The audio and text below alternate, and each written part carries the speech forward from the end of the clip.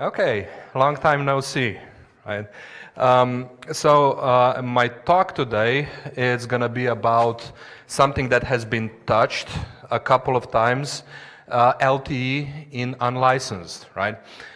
If you're following the Twitter, which I assume you are because you're here, and if you're following any wireless space, which I assume that you are because you're here, you have heard about the LTE and LTE in unlicensed. So let me verify this. Have you heard about LTE in unlicensed space? Okay, good crowd. So I hope this will resonate. Interestingly enough, I had a different talk.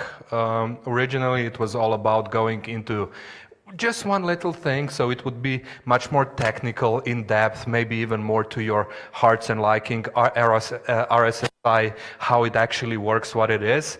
But then I switched to this because, you know what, this is more important, right? So I've put in the title of the Phantom Menace because this is what it is in a nutshell. It's something that we are not quite sure what it is, but we're afraid of it, right? So let's get a little bit deeper on. Also, one thing, an acknowledgement. I've made the slides yesterday. The slides are very, very schizophrenic, right? I've stolen from Qualcomm, I've stolen from other people. It has no head or toe, and I'm drifting into different beats, so bear with me. I will organize them later, but just out of the gateway, right? An acknowledgement to all of the nice companies here, because the main source of the information that I was using for is the FCC docket number 15105, which is a very interesting read that I really recommend you going into and spend your time into it. It's hundreds of pages, but if you're a Wi-Fi geek, it gets pretty entertaining, right? Have you ever watched any political debates? Right? There's an election now. We have the American election, Donald Trump on one side, right? Hillary on the other side. This is what it is. It's awesome, right? A lot of nonsense, and you're trying to get out the core message, what it's actually affecting, right? So I'll clean this up. I'll post and just make sure that everything is sourced before I'm heading this down to Keith, but just, right, I'm stealing from a lot of people. I would additionally like to expose our boy wonder Andrew von Nagy or von Nagy, depending on the country you're in, you want to pronounce it. And then one of my favorite industry analysts, Dean Bubley. So if you're not following him on Twitter, do. He's good, right? So it's all about this. It's about big boys in one form or another occupying and battling for the unlicensed space, right? So the first question is, right, do you deem Wi-Fi as a successful protocol, as a successful technology? Yay or nay? Do you deem LTE as a successful technology? Yes, yes it is. Do you think they all have place in this world? Yes. Do you think they all have the place in the same ether of the world? The same frequency, the same physical space? Now this is a matter of discussion. There's no right or wrong answer, but there they are, right? So one of the things that we were being used to is that Wi-Fi in an unlicensed space, it's dominant to such a degree that we're being comfortable around it. It's our place, it's my playground, right? Well, it's not, right? It's an unlicensed place for a reason, and somebody else knocking on the door, and not also knocking at the door. So let's talk about the reasoning behind, right? So why is LTE and all of the people championing the LTE, and we'll talk about different flavors of it, entering the unlicensed space, right? We have touched before, but this is just a couple of, you don't have to read it, right? I know that it's small, but it basically extends because they want to offer better service, better SLAs, better quality of service for mission critical applications, because Wi-Fi is unable to do that. This is the first part where you start laughing. Come on. Haha, right? Because we don't provide mission critical applications right in the medical facilities, having the voiceovers, having the roaming where the blood is pouring out and everything, and the cut down of any system can be tangible, written in the life. So we don't do that, right? We're not attached to $1 million, billion industry where if something stops, it clocks in hundreds of thousands of dollars per second, right? Wi-Fi doesn't really do this. We're not tied into the all big logistics systems, right? And you know what this counts? Again, money, money, money, money, money. We don't do this with Wi-Fi. We have no means of quickly deploying on disaster spots because there are other technologies like licensed and unlicensed already available there, right? We don't do that. We don't go into the high density areas, and there's a shout out for my man there.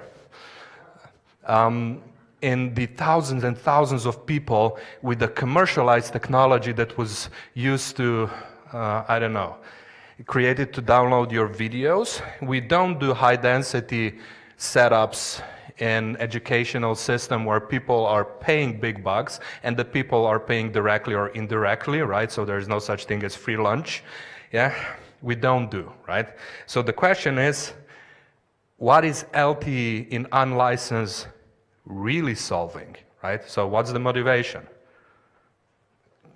Come, kid, come on. I would like you to press this button. Come on, this one.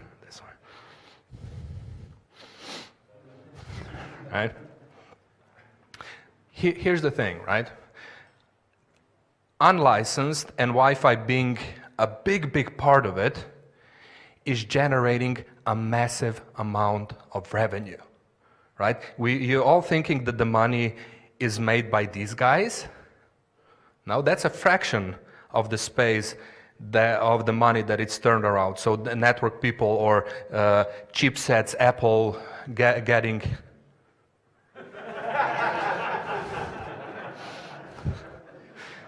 Apple getting dollars and cents on top of the chipsets and everything, right? The money, yes, there's some money, but that's a fraction of the money. Now, the numbers are volatile, but just to give you an example, and comparison, right? Who's the biggest vendor in Wi-Fi world? That's a trick question. Samsung? Linksys? Broadcom? Intel, right? You name it. Pick one. Let's go into the enterprise world because we're comfortable there. Who's the biggest vendor? Cisco. How much revenue is Cisco making on top of Wi-Fi? But that's including services and everything.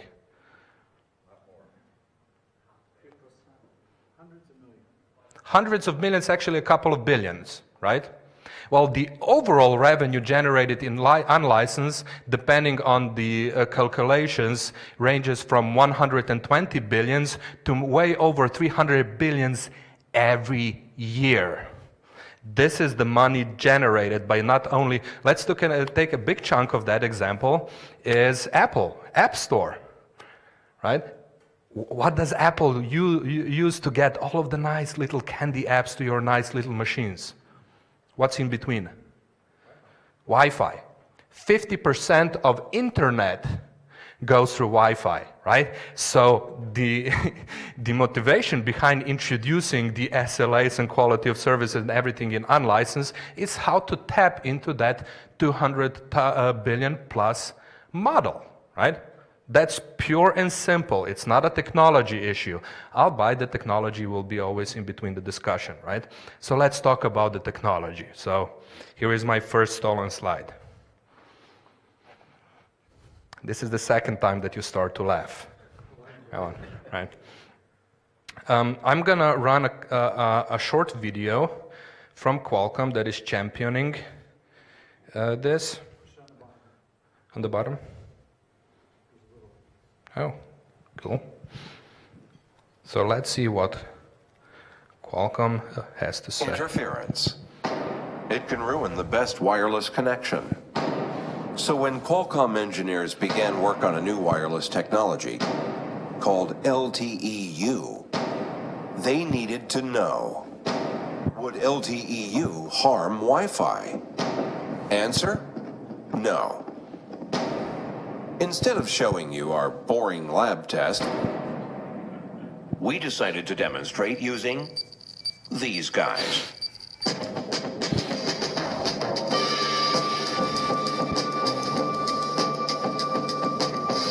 All right, let's begin. Each pair of jugglers represents a Wi-Fi connection, passing data back and forth in the same channel of unlicensed spectrum.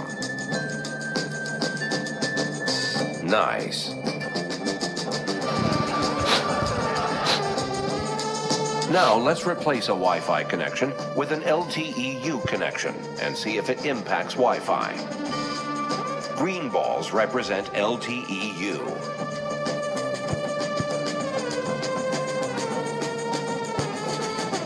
Our test showed the average capacity of the Wi-Fi connections actually increased. LTE-U and Wi-Fi living harmoniously, sharing the same spectrum fairly. The future of wireless is not up in the air.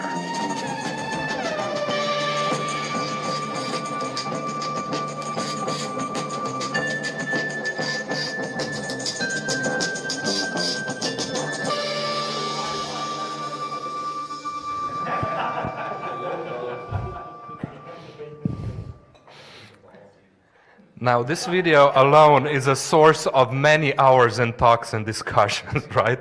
So, but it emphasized nicely the state of the communication, the entrance, the thinking behind it, the messaging, the approach, and everything that we're up against, right? So, let me hear it. David, so what's your takeout from this video? That took some balls. That took some balls. Okay, number one. Keith, what's your takeout from this video? Okay. Nigel, come on. Everybody has a story. That's a commercial. What did you take from it? Very hard to believe, to be honest. Very hard to believe what? Technically, I just don't think it's going to stack up. Right. So what's the messaging behind, right?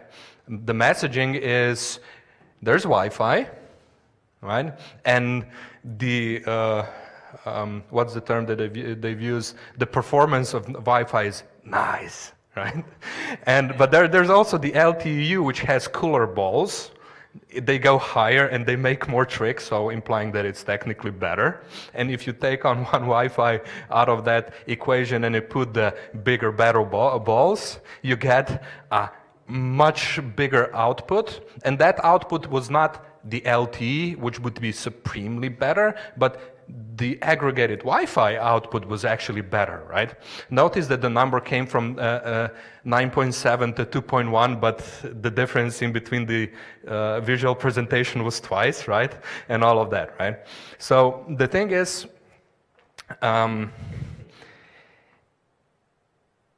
this is what drives the discussion, right? We'll go into the details, but the premise is we're introducing something better without interfering to what already is, but instead of making that better, everybody's happy, right? And rock on, right? We're doing this from the goodness of our hearts, right? So to make it a little bit on, to use it on the slide, this is essentially the same message, right? If you have two operators on Wi-Fi sharing the same frequency space, and one switches to the LTE because of the goodness of his heart in providing quality of service, SLAs and all of that, which they cannot do on Wi-Fi, the aggregated effect is actually, look, the first operator is actually better and will be happy, and the operator on B and LTE licenses will be supremely better, right? So this is the overall message, right? I will take a couple of step backs and start talking about what the LTE is LTE-U in licenses, the different flavors, just to get all on the same level of understanding from the technicals, and then I'll start building the story, right? So for this, I have made no modification. I have just used Qualcomm because they have invested a lot of money into this nice marketing presentation. By the way, the slides are cool, huh? Very clean, very popped out in the video. If I had the budget for the video, whew, I would sell more APs, huh? But there it is. So this is their messaging, right? All big happy family. You have the LTE in licensed, unlicensed, in combination with both AC as the big thing now in Wi-Fi, and also, yes, because they are aware of other technologies and we're talking about convergence of the all, there's also AD, right, which you can nicely use for your domestic appliance, Xboxes and whatever, to get pretty much a VGA replacement or HDMI replacement cable, right? So that's the story, right? Notice one thing, right? What has let's say, so this is supermarket, cafe shop, home. There's a common theme here. And you'll see this across all of the presentations. All of the discussion is heavily centralized on a person. So as an end user, as in consumer, right? And the messaging is on target, and I am repeating that what has been said before. The user shouldn't care about the technology. It's all about the thing. You getting out your phone, and yes, I have a BlackBerry. Yes, it works. It's awesome. But you don't want to configure anything. You want it to work. You don't care how it works. Everything is happy-pappy, and it's just some good entity behind there combining all of the technology and make it transparent and easy to use, right? So that's the story, right? And to provide this story, this is the answer, right? So we have a couple of flavors of LTE and how it interacts in unlicensed, and we'll go through the majority of it. I will spend a little bit more time on the LTE-U because it's the most direct. It also gathers the most discussion. But essentially what you have is LTE-U, as in LTE and license, LTE-LLA, license assistant access, that operate in both unlicensed band and licensed band at the same time, with a little differences in between. And then you have another technology called MU-LTE Fire that anchors both control and everything, so everything is on unlicensed band, right? So we're not talking about LTE in unlicensed, we're talking about flavors of LTE in unlicensed, right? So there's a first question that you have to keep in mind. If the transparency and ease of integration and convergence, all of that, if that's the goal, why the need and use of so many technologies to work with that? Because they're fundamentally different in between them. There's still a lot of unknowns because they're developing, right? But these are fundamentally different technologies, right?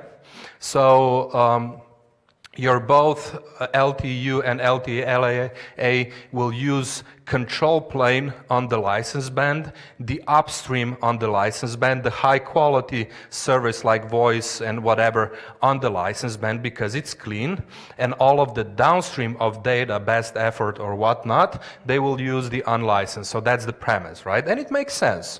Right? It provides the best of both worlds, both the capacity on the unlicensed and the stability, predictability, and whatnots of the licensed band. And that's good because they paid a lot of money for it. They would like to cash it out, so that's okay, right? And then we have the MU-LTE Fire that is, in better word or worse word, that's a Wi-Fi replacement.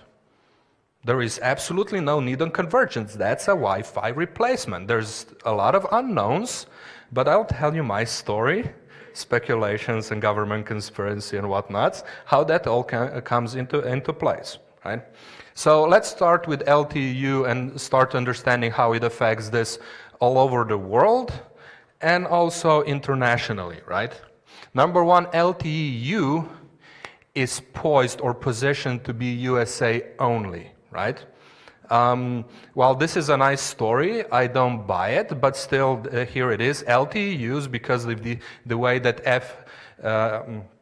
the regulator applies the rules on the unlicensed bands. They have a different mechanisms for contending and arbitration.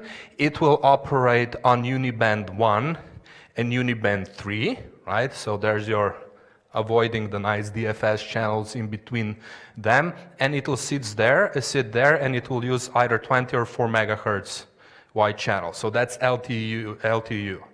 LTE-LAA, which is what you guys will see because the regulator ETSI and whatever does not allow the arbitration negotiation that LTE will use, you'll get this guy.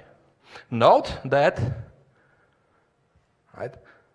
The reason why is because you will not be able to use the uniband 3 depending where you are, because that's not an unlicensed band, so they will need more channels to go in between, and of course they will occupy it, right? So how does it work? LTE-U uses something called adaptive duty cycle, CSAT, and what it does, it's because it's a good neighbor, it's good about sharing, it's not only making good performance by itself, but it makes Wi-Fi better, right? The way that it works, it uses maximally 50% of the duty cycle, because it's fair, right? Half for Wi-Fi, half for LTE-U, so that's BAM, and it will have 50% of the duty cycle, and the way that it gets to the 50%, you have the on and LTE off, right? So it's just like time divisioning. I'm doing my work, I'm off. I'm doing my work, I'm off. And because I'm so nice, look at all of the stuff that Wi-Fi can still use, right? 50% because I'm a great neighbor, and I'm really into coexistence because I cannot use more than 50%, right? Not only that, we are so good with LTE-U that we'll use the punctures in between the LTE on with a millisecond or 2 milliseconds to provide traffic for the control plane or Wi-Fi or the management, so your beacons and whatever can go out there. So the latency and whatnot will not be affected on your latency sensitive application battery savings, right? So awesome, right? We'll talk about how this works or it doesn't work, right? But oh yes, so a lot of what's coming out of my mouth is really ironic how that you're getting this, right? But that's the story, right? I'm reading the slides, right? So it's 50%, which provides the equality. It provides additional puncture points, so it provides the quality of service mechanisms to the Wi-Fi. It also has additional rules, right? So you can have the LTE on and on samples are either the maximum 50 milliseconds, so that's the biggest one. It can be smaller, like 30 milliseconds, or smaller chunks, right, depending what you do. And there's a couple of other things, is how do you react. Supposedly, right, it has to pick up the channel that it's clean and it's not occupied by Wi-Fi, right? This is easy to find, so, right? The second thing is, if it's occupied by Wi-Fi, you have to have the coexistence, so it's 50% max, and it's maximum 50 milliseconds, and then you have off and on, right? Perfect neighbor, right? In the difference, the LLA implements listen before you talk mechanism, because it's required by the regulator in international. So it's very much like Wi-Fi, right? We listen, we have the energy detect, right? And if it detects something like Wi-Fi speaking, it will back off and it will wait for a clean signal to go, right? So it's a much more friendly approach, or much more like the approach with Wi-Fi, right? So this is on, off, so you'll just play along, and this is, if I hear something, I'll back off and I'll play by the rules, right? So which one do you like better? There's a trick question. Is it? let's say, right, pick your poison, right? You have something that just applies the rules. This is a time shifting mechanism. I'm on, I'm off. And 50% off, it's yours. Or it's something that listens, and if it's, the channel is open, you can go after it. Which one do you prefer? The LTE on-off, that per technology or per carrier? You have multiple carriers in the band, you all have to contribute that station. So that's per the base station. That just arbitrating the station, serving downstream traffic. You have 3 different base stations operating in that area. That's correct. They would negotiate by themselves. There's still a coexistence factor of the all together will have to comply with the 50%. They will have to move, and if it's not a compliance, they have to move to the unlicensed band. Right? So let's say for the better or worse, the 50%, it's your worst scenario. It's just how you slice and dice it. That will be the question. And a lot of slice and dicing, the timing is into the implementation of the chipset manufacturer. It's not defined by the standard at this time in the evolution. There was a question? Is it okay if, I can repeat. Yeah. okay. So, what power will be used with this LTE-U? Good question, right? So it's unlicensed band. So is it? It's regulated by the same thing. So for better or for worse, it's the same thing that you can use with your Wi-Fi. So in Europe, 1 watt? It will be, well, depending on where you are, right? But depending, but it's typically by the regulator. But yes, that's a good observation. So what's your typical setup in the dense enterprise network for the Wi-Fi? Yeah, so you really don't go the maximum because of a lot of other stuff, right? But yes, that's a good observation. They cannot go beyond that, however, right? So that's it. And the second thing, you always have to have the anchor in the license band, right? So you cannot have one without the other in both LTE-U and LTE-LAA. Is the intention here that they have devices out on the street beaming in towns, or is it that these will be in menus? Or in... So the question is, what's the attention of what devices are we actually serving, right? So I'll get back to this slide. Yeah, inside, outside, everything. Right? That's the attention. However, even if you're the inside, like here, your phone or whatever device using the LTE flavors has to be accessible by the licensed anchor, because that has the control plane and everything. So if you're in any big supermarket or the basement and they don't have the extension of the carrier in-house, then this will not work. Right? But still, right, the motivation for any service provider is to get the signal to everywhere. Right? The FCC increased the Uni 1, the maximum EIRP for the US. I don't know when it was, the last 12 months maybe. Do you think that maybe that was tied to this? Because there wasn't really a need for at least indoor networks. Maybe it was even tied to LTE-U to allow for, because obviously 25 milliwatt or 50 milliwatt. I'm just a poor marketing guy from a little vendor. What can I tell you? Right? I'll make my own assumptions. You make your own assumption, right? How does LAA back off? And for how long does it acquire the channel? And how does it notify Wi-Fi that it's using the channel? So did you get the questions? So what's the coexistence mechanisms, right? With LTE-U is I'm speaking and I'm not speaking. That's the coexisting mechanism. With LAA, it gets a little bit more courteous, right? I have to listen before I talk, so it's basically energy detection. If I see or hear anything above -60, I will be quiet. If it's below 60, right? And then have all of those inputs like you just had, the power ratios and everything into the story, and you'll see how good and friendly neighbor But either of these are. is it going to use a nav or something similar to notify Energy Wi-Fi? detect. So Wi-Fi will detect LTE by energy detect? Energy detect. Okay. Right? Right. So based on time, I'll just run through quickly the channel selection, but we've done this, right? So the channel selection is, number one, it's all about being the good neighbor. Use the unused channel.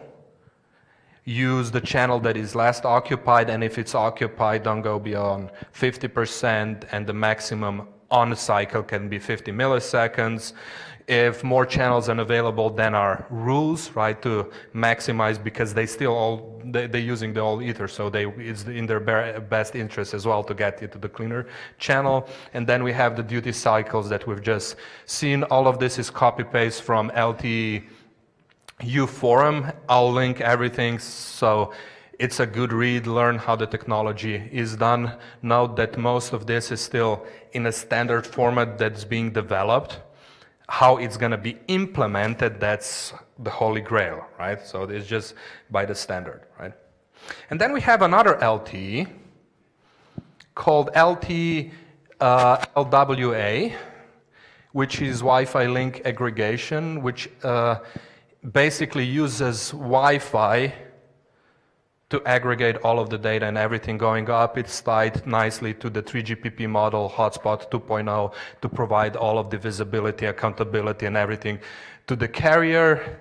I'll have my thoughts. This is usually in the wider Wi-Fi community, this is portrayed as the, hey, this is how it should be. I have my thoughts about that one as well, but let's just put it out there, because this is not the issue here. The issue is LTE-U, LTE-LA. So, concerns, replies. Remember the docket 15105? It's an interesting read because it's about all of the parties being involved: Qualcomm, Verizon, and other things on one side, and then you have Google, independent parties, Broadcom, Ruckus, Arubas on the other side, and then Cisco in between. Right, all about voicing opinions. It's great, right? I'm repeating the political debate because that's what it is, right? It's all bundled nicely. It's in a nice format, so it's all very regular. You can see this has passed a couple of dozens of lawyers because before getting out. It all is very technical, right? Because you have the empirical data. And you'll see how this is entertaining, right? And then you have two sides that are just, no, this is my empirical data and this is how I read it. And then you have the other side, this is my empirical and this is how you read it, right? And there's an FCC in between doing, right, this. Right? So let's start with a couple of slides. And note that because these are just taken out of the context, right? My interpretation out of this may not be accurate, but this is how it is. So this is one of the Google's tests, doing the LTE-U versus Wi-Fi coexistence, how it actually works. One thing to note, Google didn't use LTE-U nodes here because they're not available. It's not an open thing. They're not available. So what they did, if they used the signal generator, applying by all of the rules that the standard is dictating, right? So how much power am I using, how much on, off, and everything. So they have used that, right? So what they did in this test is interesting, right? So depending on the power in relation in between the Wi-Fi station and the LTE node, how the performance is getting, right? So this would be either off or very far away, and we have the Wi-Fi throughput presence with 100 duty cycle of LTE, that just spilling data out, so that would be outside of even their coexistence. You turn off LTE-U at 100%, and you get from, it's not really relevant, but 100 megabits per second to about -88. It gets half at about -82, and it drops that at a -74, right? But this is not, the friendly neighbor only has 50%, right? So the 50%, and actually no, 33% duty cycle goes like this, right? This is far away. This is where the energy detect will kick in. And this is the place in between. Right? So when you look at this, you're also, it can replace LTE-U also with LAA, right? Because minus 60, LAA will not be cooperating, so this is the effect on your Wi-Fi. So here's the question: how many stations do you have in your Wi-Fi networks that are connected to the Wi-Fi, right, from their perspectives, from either 62 to, let's say, minus 80?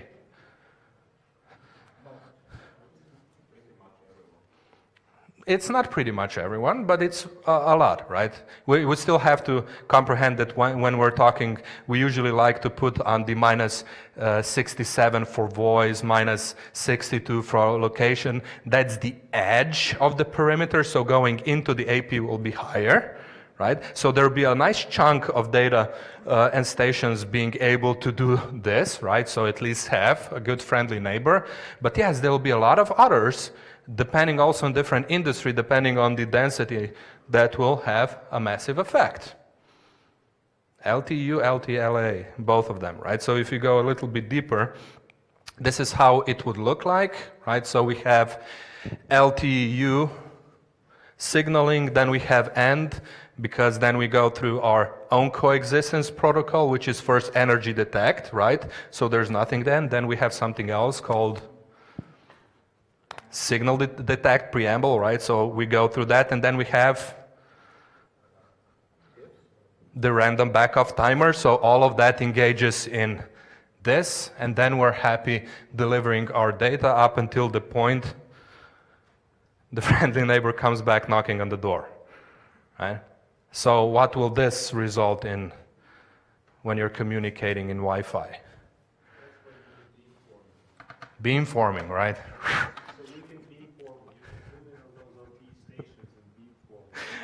I actually have a couple of more practical solutions, but that's a nice one, yeah. Right, go ahead. There was a comment. If the timing is slightly off, as is showing, you don't get your last act, so you lose the entire frame. Yeah, exactly right. So there's a lot of ifs and whats, right? So there will be frames that will go through, because 50 milliseconds, if you put it as a 50 milliseconds, you'll get a lot of data in that, right? But if you're unfortunate enough to be here, there it is, a friendly neighbor, right? So if we put it from the perspective of the density, this is how it looks, the cooperation in between two. So we have the E and B node here, and we have the Wi-Fi node here, and the circles would represent the LTE clients, the triangles would represent the Wi-Fi clients, and if they're close enough and they're within the energy detect or whatever, this is what it would happen, right? All of the LTE-U being close and have enough signal to noise ratio to get a nice modulation will still be happy. All of the ones that are unfortunate enough that unlicensed space is not good enough, they have a backup plan which works, and it works brilliantly, is they can go and be service on license. So that's the entrance, right? All of my clients will be happy. In retrospect, all of the Wi-Fis, right, the ones that go and have both the energy detect or checked off, or they're far enough and they have enough signal to noise ratio, it will be there. But these are the unfortunate ones, right? There's a lot of them, right? So another problem. And then we go into the old discussions. By the way, how am I on timing? 10 minutes? Ooh. I am on slide 26 out of 48. Okay. I'll pick it up, right? But then it gets interesting, right? If you read all of the things, right? So all of these designs, all of the empirical tests and whatever with nice graphs are based on, well, this, right?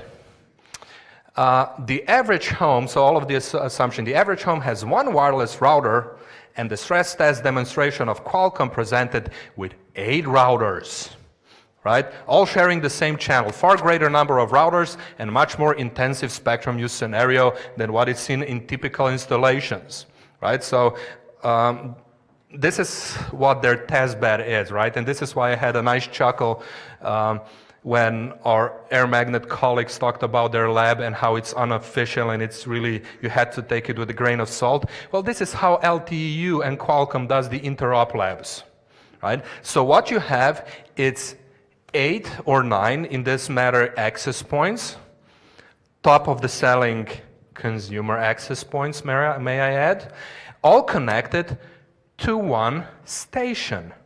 So do the math. How many stations do you have altogether? Right, 9 plus 9, 18. That's a hyper-dense network configuration. Huh? How about that? Right? So this is the environment that it's much, much more harder than your typical environment is. They've never been into this hotel having probably several hundreds of devices hanging off of one 802.11b access point, right? So we have several dozens of clients, but this is the test, right? So when you start working through all of the technical details, you have to put into the perspective that all of the labs are flawed. And the common misconception is that LTE guys, the 3GPP or whatever, they don't understand Wi-Fi. They understand everything. They know protocol, they design protocol, they implement protocol. By the way, do you know who builds the Wi-Fi chipsets? Right? Do you know who builds the LTE chipsets? Right? We're talking about the same guys, so they're spitting in their own bowl while criticizing and empowering the other license, right? So this is one of the nice examples, right? So one of the premise of the nice neighborhood, nice neighbor is extending to actually LTE-U or LTE-LAA for whatever matter. It's a better neighbor to Wi-Fi than Wi-Fi is to Wi-Fi. And in most cases, you know what? It's the truth, right? We have seen the bad implementation. We have talked about drivers. We have talked about consumer access points. We have talked about everything. This is why the enterprise vendor takes on the base components and takes up just the Qualcomms or Broadcoms, whatever they give us, and then we do our stuff on top of it to add the added value, right? This is what you don't get when you're buying thousands of devices on your normal laptops, which is why they are usually the ones with issues. So they're true, but they're making them, right? And then there's stuff like this example, right? To illustrate the lack of protection of the CCA energy detect on the secondary channel, we present the following Wi-Fi only test scenario using 2 APs. One AP, I'll make it short. One AP is 40 megahertz channel. The other AP is 20 megahertz channel. They've put the other AP on the secondary channel of the first AP. Make sense? And then they said there's a lack of protection mechanisms, right? Which is true depending on which protocol are you looking at, right? Because if you look at the latest and greatest, which is the point of the story, is AC has this. Non-HD duplicate frame that's being sent of all of the secondary channels, so you have the protection mechanism in forms of RTS, CTS, sends out by the OFDM, so all of the Wi-Fi will know it. They will back off. It'll be a nice neighbor, but because of this is a political debate, they're choosing their story. Look, the standard says, but they're picking the end standard. Right? It's so fun, right? You have to see it, right? So if we extend this, and this is a little bit more difficult test, even for the ones that like Qualcomm, right? I would like to see the implications on this kind of environment. And this is not a huge thing. This is K-12, right? But it has several different spots, so we know how to go in there and design for them, right? We have the cafeteria and gym that can pack on more. We have more nomadic environments where people are moving in and out, but they're stationaries, and usually they're more focused, so they are, the stations actively using the ether are limited to the number of people, right? And then you came up with a design for better or worse, you agreed with it, but this is the design, right? So what's the LTE-U story on the design? So if I go back to the marketing, We'll be inside the regulations, so we'll be outputting, let's say this is uniband 1, and United States has what, 50 milliwatts on uniband 1, right? So we'll output that because we're a good neighbor. But we have twice the distance and everything because the control plane and all of that is on license band. So this is my design here. Quick, dirty, efficient, it'll work, just depending on who are you talking to, right? So let's take my take of things, right? So you have the LTE, you have Wi-Fi, you have the multiple LTEs, and each of them have a purpose, and the purpose is to providing better service for the customer. Let's take just a random pick. Which one scares you the most, and which one do you find acceptable?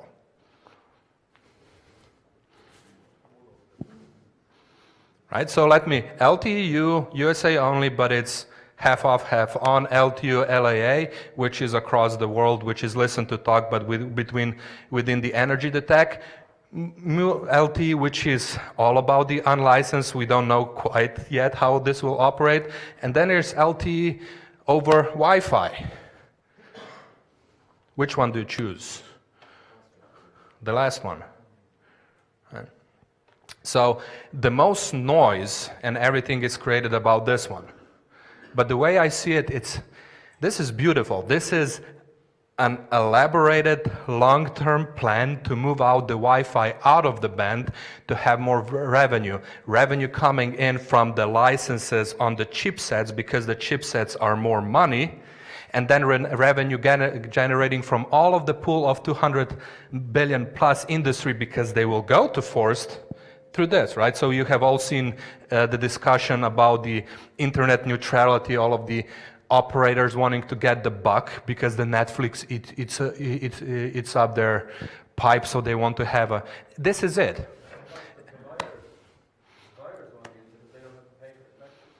Providers, right? So this is a second thing, right? Providers will use it if the return on investment, what they get from the customer exceeds what they pay from the spectrum. So they're looking at the money. The chipset manufacturer, they just want to make more money on the chipsets, right? And they don't really care about the users. They want the user to pay, right? So this is how I see it, LTE-U, and please do not consider this a reflection on anybody's kid, right? So I'm just getting that out of it, right? LTE-U is this guy. He's scary. He's not mad. He's a bully. He goes in, do his stuff. But you know what? Bullies, they always lose. And the end of the day, they make the damage. They make some quick tactical points, but they will lose it. The plan has always been this guy, which is nicer, right? I collaborate more, right? I'm Senator Palpatine. I will help you. But you know who this guy really is, right? Right? Ooh, this guy is much more scarier than this guy. This guy will fail.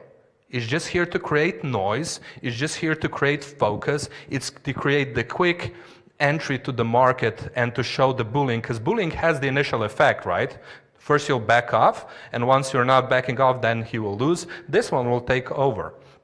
The long-term plan, however, is this guy, right? We don't know what he really is. It's extremely potent. The technology is good. It has several benefits that Wi-Fi doesn't, like the quality of the product itself. It's not about the protocol, but it's the implementation, the control of both the client sides and whatever. So this one is scary. This one is just tactical diversion. It's, if I can get money from it now, I will do it. Right? He's a good guy, but he's Wi-Fi. But if you know, that guy is a politician.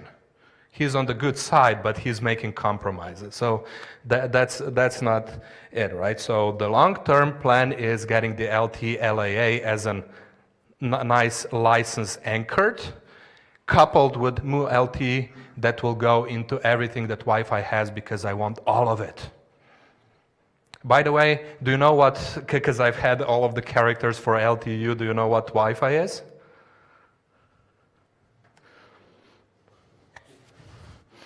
Do you know who this is? His father. Right? Django Fed, right? So he's a normal guy, right? But he's good, right? Because he's prepped up, he's military. But the thing, the power with him is that they end up many hymns, which eventually ties out who wins from the end, right? So this is Wi-Fi, right? So what does this all mean for the wireless industry? It means interesting times. Will Wi-Fi prevail? I don't know. Will LTE prevail? I don't know. Is this a form of a collaboration and all of the convergence? I don't know. All of them are possible, right? We'll see how it goes. But one of the things that makes it really powerful in the LTE world is the control part. So yes, when they introduce the technology to the market, LTE-U will be better than Wi-Fi unless you control it and design it from the spec with a nice enterprise grade to combat this. So the control is there. They will also have the ease of use because they are powerful, big, and then can provide en masse. They can provide it with thousands. So you will see the effect. But unless they are changing their perception where to collect that money, they will fail, right? I love Dean. He's one of my favorite analysis. So he specialized in Wi-Fi, right? And this was just a couple of days ago on an event. BroadSoft CMO misclassifying employee use as preferred apps as going rogues, right? So from their perspective, these apps that 40% of employee use are rogue apps. So do you see the apps? No, I don't. That's why I'm bringing this here. These are the rogue apps, right? Apple iMessage, WhatsApp, Google Hangout. What's common with these apps? They're eating directly from the pot of what LTE is supposed to provide, and they are good, they're big, they work, and they're rogue. Right? So let's move them away. Until the time that the carrier market will comprehend that 20 billion, you're not collecting the money out of the funnel from the hardware, the licensing, or the apps, but it's empowering the people, being open, empowering development, they will not end on top, but they will be dangerous and they will introduce confusion. So what does this mean for the Wi-Fi industry? Are we seeing the downward spiral will be ending up? I don't know, but I see it as a great way to innovate. Innovation, interestingly enough, and the human behavior, it always comes when you're under danger, right? When you're not confident enough, when there's a sense of urgency. So this is a nice place to innovate and just drive forward. So there's a lot of things that we can do, better quality of the stations, more integration, more of the adaptability, everything that the protocol provides, but it's not implemented yet. Change management is always difficult, right? But don't be afraid of it. Number one, you are safe because you can learn either. That's okay, because there are fundamental knowledge lack on one side and the other, and they need embrace, right? There's a nice book, start with Introduction to LTE, go and learn the forums. A lot of things will be transparent to you and easy, a lot of them no. Go ahead, it's valuable, right? Negative implications, well, there are many, right? The interesting part is the one that is positioned as this is all for you, the customer. They will have the change effect, right? They will use, when you have the campus and you have both and you have the clashes, it will not be either Wi-Fi, the vendors or what that hurting, it will be the client. So it will be up to you to go in. There's an opportunity on all levels, right? Who says that the Qualcomms and all of the manufacturing that are doing both are the way to go for the future for Wi-Fi? It's a great opportunity for spin-offs. There's technology and know-how in a lot of Chinese companies or whatever. Go specialize Wi-Fi, add your value. There's an opportunity, right? And there's an obligations, right? Obligation from all of the standards body and everything to drive forward, to see what the actual goals are. and to make it nicer, right? One of the things that is often coming is, should the regulators intervene, right? Especially because there's a rule set, so it's unlicensed, everybody can play, right? But should they intervene because LTE-U, both LTE-U and LTE-LAA use the anchor in license band head, so they have the competitive advantage, so should they make even something more? My thinking is no. No, stay away, right? The market will sort itself out. Yes, it's easy tactical decision, but no, stay away. We will feel the pain, but we will sort it out, right? What does it mean for you? Happy times. More devices, IoTs, more technologies, nothing but a good thing, right? Embrace, happy times. And just in case that you end up with a bad neighbor, right, that you are providing service and everything in the school, universities, and you have the LTE-U, the friendly neighbor, who for whatever reason is not friendly there. So what you can do about it?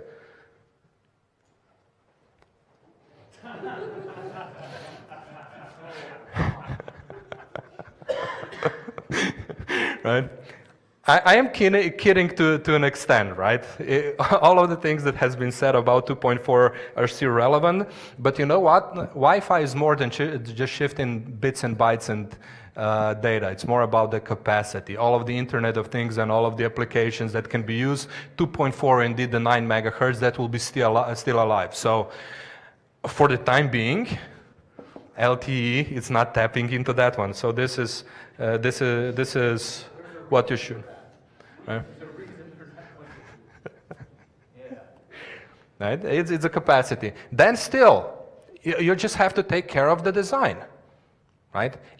With the aspects that you're not just looking at the walls, you're not just looking at the access points, but you're also making sure that if there's something else, it's in the design, right? It'll work. And then if this still doesn't work, and if there's a one really behaving, buy a nice sheet of absorption paper, make a cone, and just put put it on top. Okay. Yeah. So, thanks.